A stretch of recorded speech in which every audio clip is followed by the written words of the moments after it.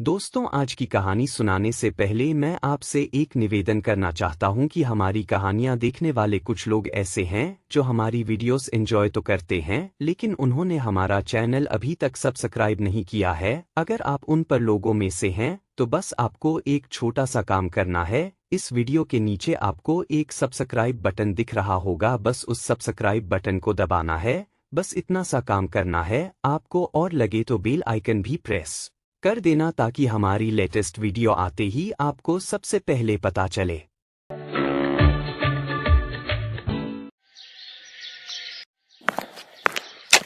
माँ ने बुलाया है, खाना खा लो। जल्दी चलो ना बाबा, बहुत भूख लगी है।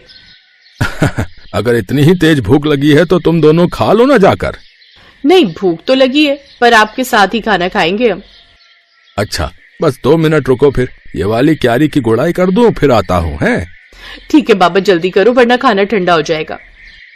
काव्या की बात सुनकर हरिया मुस्कुरा दिया और अपना काम खत्म करने में लग गया।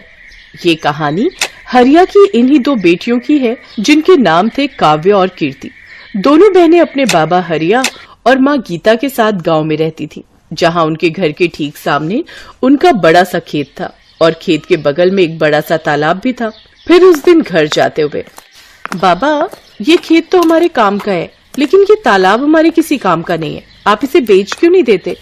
हाँ, और इसे बेचकर जो पैसे मिलेंगे उससे हम बढ़िया बढ़िया चीजें खरीदेंगे।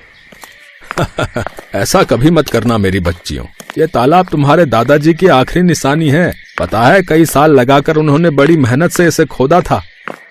क्या सच में अकेले ही उन्होंने इतना बड़ा तालाब खोद दिया? बातें करते हुए हरिया और उसकी दोनों बेटियां अब घर आ चुके थे। हरिया की पत्नी गीता ने उन सबके लिए खाना लगा दिया और सभी एक साथ खाना खाने बैठ गए। फिर खाना खाते हुए, बाबा आगे बताओ ना फिर क्या हुआ? अच्छा, तो तुम दोनों पूरी कहानी सुनना चाहती हो? हाँ बाबा, बताओ ना। तो फिर सुनो। एक बार की बात है, हमारे गांव में कई साल पहले भयंकर सूखा पड़ा। बड़ी मुसीबत की घड़ी थी वो, पर उस घड़ी में भी तुम्हारे दादाजी ने हार नहीं मानी। उस साल बारिश नहीं हुई थी तो किसी के पास कुछ करने के लिए था ही नहीं। फिर क्या हुआ बाबा? फिर उन्होंने सोचा कि अगली बार कभी ऐसी स्थिति बने तो हमें उसके लिए पहले ही तैयार रहना चाहिए। तो उन्होंने उठाया फावड़ा और अपने ही खेत में उसे चलाना शुरू कर दिया। सूखे खेत में बाबा? हाँ, सूखे खेत में। फिर वो फावड़ा चलाते गए। गांव वालों को लगा कि वो पागल हो गए हैं, लेकिन ऐसा नहीं था। कई महीनों तक वो अकेले ही उस खेत को खोदते रहे और फिर धीरे धीरे उसने एक बड़े से गड्ढे का रूप ले लिया, यानी वो तालाब बन गया। फिर उसमें से पानी निकला बाबा? ऐसे थोड़े ही निकल आता है पानी। फिर उन्होंने इंतजार किया। जब बारिश आई तो सब देखते ही रह गए, क्योंकि बारिश के बाद वो बड़ा सा गड्ढा सुंदर सा तालाब बन चुका था और उसमें ढेर सारा पानी जमा हो गया था। तब जाकर गांव के लोगों को समझ आया कि बाबा ने असल में बारिश के पानी का संचय किया है, जो अगले साल की बारिश तक सबके काम आने वाला था। अरे वाह, दादाजी ने तो कमाल कर दिया। अब तुम्हारे दादाजी नहीं है, लेकिन उनका दिया हुआ ये तालाब और उनकी सीख की मुसीबत की घड़ी में हार नहीं माननी चाहिए, ये आज भी हमारे साथ है बेटा। हाँ, सही कहा आपने बाबा। ओहो, अब कहानी पूरी हो गई हो तो खाना भी खा लो, सारा खाना ठंडा होने को आया है। बाबा, माँ तो बहुत गुस्से में लग रही है। कोई बात नहीं, मुसीबत की घड़ी में हार नहीं माननी चाहिए।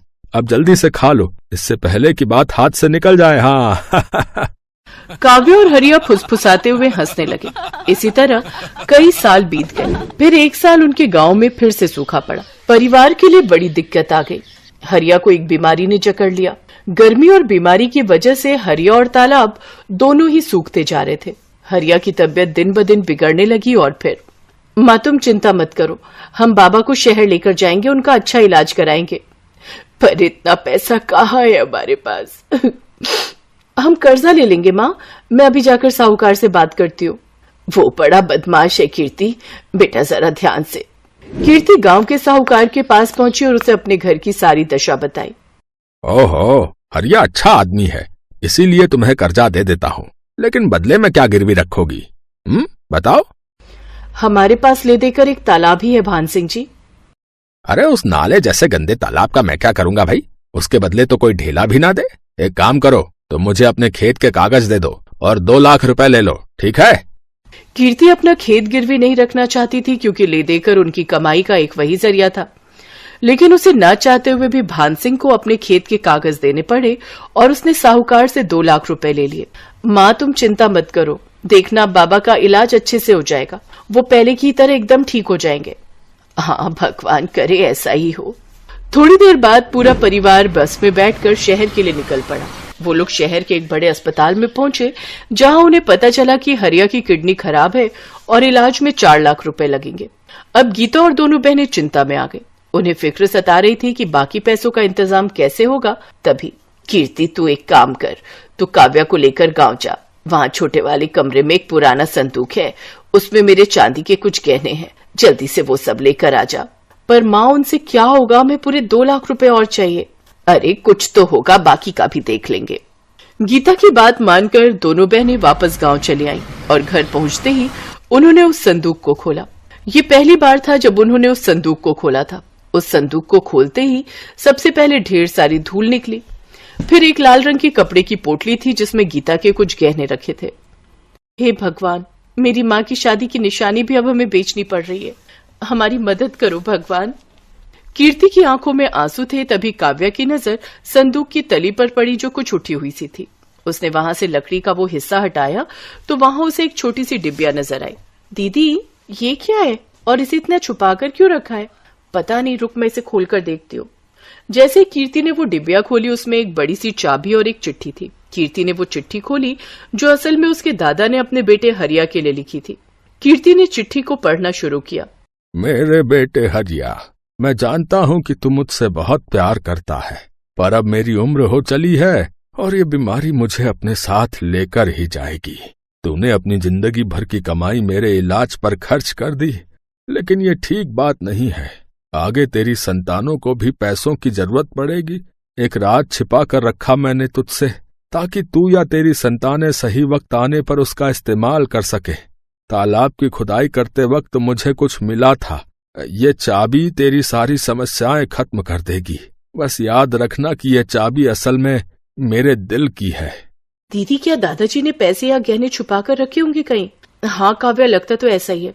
तू सोचना, जरूर दादाजी के पास कुछ ऐसा था जिसकी मदद से वो खुद का इलाज करा सकते थे, लेकिन उन्होंने वो हमारे बाबा और हमारे लिए छोड़ दिया और अपने प्राणों का बलिदान कर दिया। पर सवाल ये है कि क्या बाबा को इस बारे में कुछ पता नहीं चला? कैसे पता चलता? कितना छुपा कर तो रखी थी ये डिबिया दादाजी ने, वो तो पता नहीं कैसे मेरी नजर पड़ गई इस पर। लेकिन दीदी ये चिट्ठी के आखिर में किस तरह की पहेली है? अब हम दादाजी का दिल निकाल कर कहाँ से लाएं? बुद्धू वो किसी तरफ इशारा कर रहे हैं। उन्होंने कहा कि ये चाबी मेरे दिल की है। इसका मतलब कोई ऐसी चीज जो उनके दिल के सबसे करीब थी। उनके दिल के सबसे करीब तो बाबा हैं, पर बाबा में चाबी थोड़ी ही लगेगी, कुछ और सोच। हाँ दीदी, उनके दिल के करीब वो तालाब ही है जो उन्होंने बहुत मेहनत से खुद ही खोदा था। शाबाश, सही कहा। पर इतने बड़े तालाब में हम ये चाबी कहाँ लगाएंगे? किस जगह? सोच कीर्ति सोच। दीदी चाबी तो किसी ताले में ही लगेगी और ताला जरूर किसी चीज की तो सुरक्षा कर रहा होगा। हाँ, जैसे कोई पुराना संदूक, लेकिन वो संदूक पूरे तालाब में कहाँ है ये कैसे पता चलेगा? और पूरा तालाब खोदने में तो बहुत वक्त लग जाएगा। हाँ, और डॉक्टर ने जल्दी पैसे मंगवाए हैं। क्या करे दीदी? मिल गया, मान गई। दादाजी तो बहुत ही समझदार थे। मतलब उन्होंने एक ही पहेली में 2 उत्तर दिए हैं। उनके दिल की चाबी मतलब तालाब, और दिल कहाँ होता है? शरीर के बीचों बीच। तो हम तालाब के बीचों बीच खुदाई करेंगे, वो भी रात को। वाह दीदी, क्या दिमाग पाया आपने। वैसे दीदी एक बात तो माननी पड़ेगी, दादाजी बहुत समझदार थे, लेकिन शायद वो जानते थे कि उनकी आने वाली पीढ़ियां भी बहुत समझदार होंगी, तभी तो उन्होंने इतनी मुश्किल पहेली रखी थी। काव्या की बात सुनकर कीर्ति मुस्कुरा दी और फिर रात में उन दोनों ने तालाब के बीचों बीच खुदाई शुरू कर दी। और थोड़ी सी खुदाई के बाद उन्हें वहां से वाकई एक संदूक मिला, और फिर जब उसे खोला गया तो उसमें ढेर सारे सोने के सिक्के थे। दीदी क्या ये सोने के सिक्के हैं? हाँ काव्या, दादाजी ने सही कहा था कि सारी मुश्किलें हल हो जाएंगी। दादाजी भले ही चले गए, लेकिन वो जाते जाते हमारी सबसे बड़ी मुश्किल हल कर गए। अगले दिन कीर्ति ने उनमें से कुछ सिक्कों को सुनार को बेच दिया और उसके बदले में ढेर सारे रुपए ले लिए। उसने हरिया का पूरा इलाज कराया और साहूकार का भी कर्जा उतार दिया। फिर एक दिन घर में, बेटा तुमने बताया नहीं कि तुम्हारे पास इतना पैसा आया कहाँ से? कीर्ति ने हरिया को उसके पिताजी की चिट्ठी पकड़ा दी और काव्या ने उसे सारी कहानी बताई। बेटा, बाकी बचे हुए सिक्कों का हम क्या करेंगे? माँ, उन्हें बेचकर हम इस तालाब को और बड़ा और सुंदर बनाएंगे, जिसमें प्यारी प्यारी मछलियां होंगी और बगल में बगीचा बनाकर लोगों के बैठने का इंतजाम करेंगे। साथ ही साफ पानी के लिए प्याऊ भी लगाएंगे ताकि हर बार जब भी कोई यहाँ आए तालाब के किनारे बैठकर ठंडा और मीठा पानी पिए और दादाजी के दिल को सुकून मिले।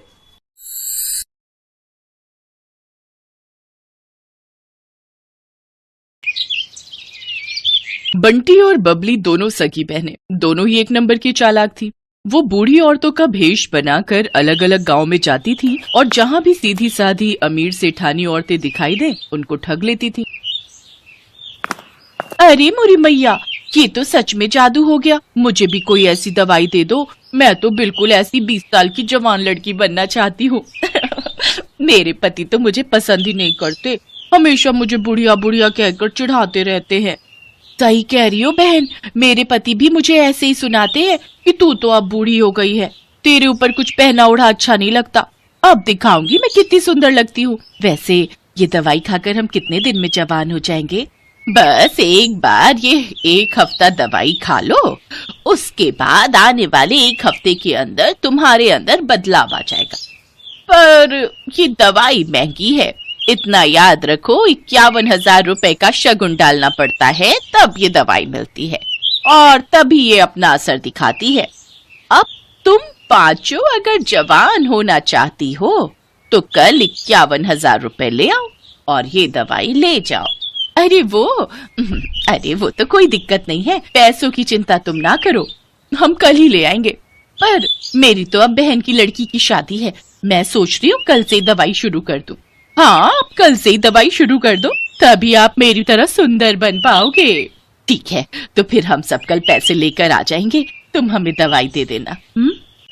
मोहनपुर गांव की सारी अमीर बड़े घर की औरतें बंटी और बबली के झांसे में आ जाती हैं और उनसे दवाई खरीद लेती हैं। बंटी और बबली तो अपना काम करके उन औरतों को ठग कर कब का वहां से रफू चक्कर हो चुकी थी, पर मोहनपुर गांव की औरतें अपना सिर पीटती रह गई। उनके घर में सभी उन्हें डांटने लगे। अरे तुम पागल हो क्या? तुम्हारी उम्र हो गई, बाल पक गए, पर अक्ल अभी भी बच्चों वाली है।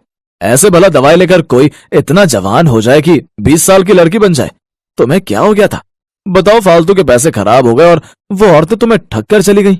अरे मुझे अकेली को क्यों डांट रहे हो? सब किया धरा उस सुशीला का है, वही मुझे उन औरतों के पास ले गई थी।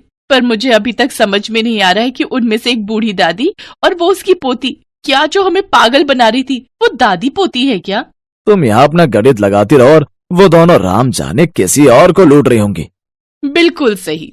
बंटी और बबली अब सीतापुर गांव में पहुंच चुकी थी। अब उनका अगला निशाना यहाँ की अमीर घर की औरतें। बंटी, चल अगला निशाना ढूंढते हैं, थोड़ा गांव में घूम आए। ठीक है, पहले इन सब का विश्वास भी तो जीतना होगा। अरे वो तो हमारे बाएं हाथ का खेल है। बंटी और बबली 2 बुढ़िया बनकर सीतापुर गांव में घूमने लगी। वो एक चौपाल के पास से गुजरी, वहाँ कुछ बड़े घर की औरतें बैठी हुई आपस में गप्पे मार रही थी। बंटी और बबली जानती थी कि ये सही मौका है। अरे लाजवंती, कितने दिन में मैं जवान हो जाऊंगी? दवाई की 5 खुराक तो मैंने खा ली है। सुमित्रा, तुझे सब्र नहीं है।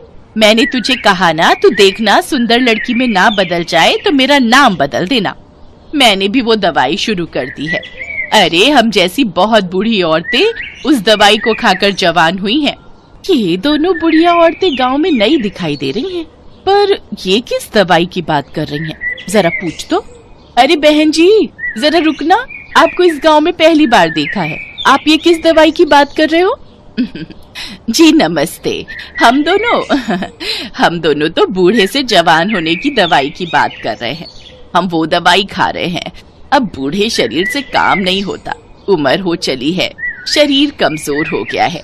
हमें किसी ने दवाई दी थी कि इसको खाने से हम बहुत जल्दी जवान लड़की बन जाएंगे, तो हम इसी बारे में बात कर रहे हैं। हाय हाय हाय, सचमुच बुढ़ापा झेला ही नहीं जाता। कभी कोई बीमारी शरीर को घेर लेती है तो कभी कोई। हमसे अब बुढ़ापा सहन नहीं होता, इसलिए हम जवान होने की दवाई खा रहे हैं। अच्छा, तो उससे कोई भी जवान हो सकता है? अगर हम लोग वो दवाई खाएं, क्या तुम हमें भी वो दवाई दे सकती हो? हाँ, क्यों नहीं, वो दवाई तो हम जरूर दे सकते हैं। उसके लिए 51,000 रुपए देने होंगे, वो शगुन होता है। हाँ, ठीक है। पर पहले आप हमें इस बात का सबूत दो कि वो दवाई सचमुच हमें जवान बना देगी।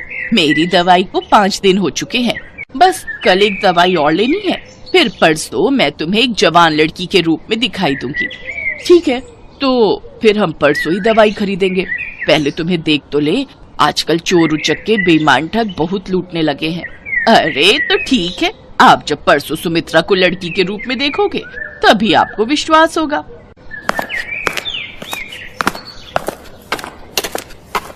यार बबली, अब कुछ दिनों के लिए बाहर घूमने चलेंगे, बस ये थोड़े और पैसे आ जाए। बहुत थक गई हूँ मैं ये बुढ़िया बन बनकर।